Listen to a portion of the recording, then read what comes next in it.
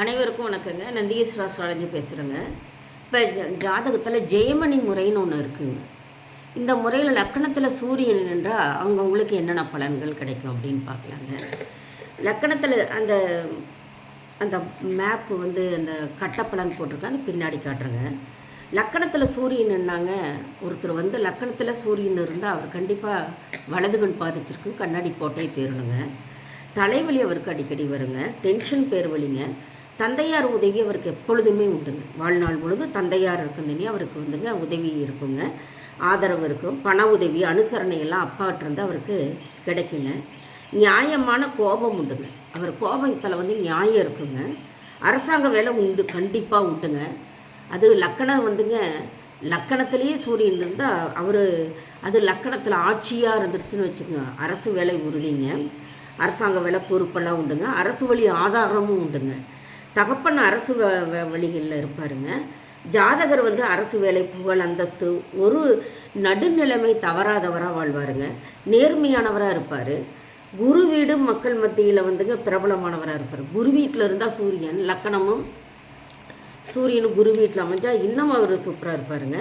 அன்பு, நியாயம், செல்வாக்குடையவராக இருப்பாருங்க. அடுத்தது உஷ்ண தேகம் உடையவராக, சூரியன்னா ஹீட்டாக தான் இருக்குங்க, உஷ்ண தேகம் இருக்குங்க. மிக பெரிய தலைமை பண்பு வகிப்பாருங்க.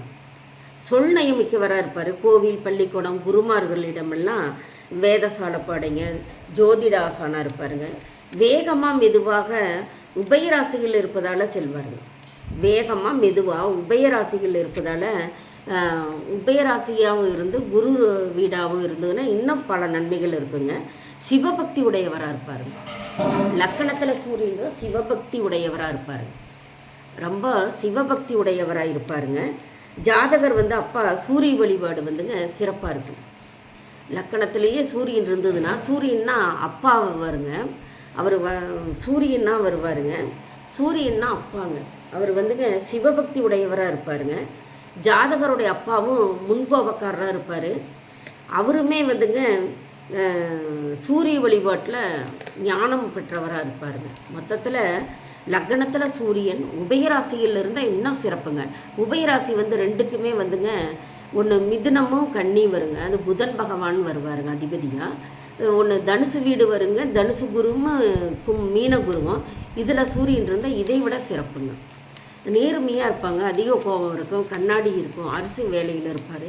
இந்த மாதிரி சிறந்த ஒரு உயர்ந்த பதவிகளாக வைப்பாங்க. நன்றி, சுபங்க.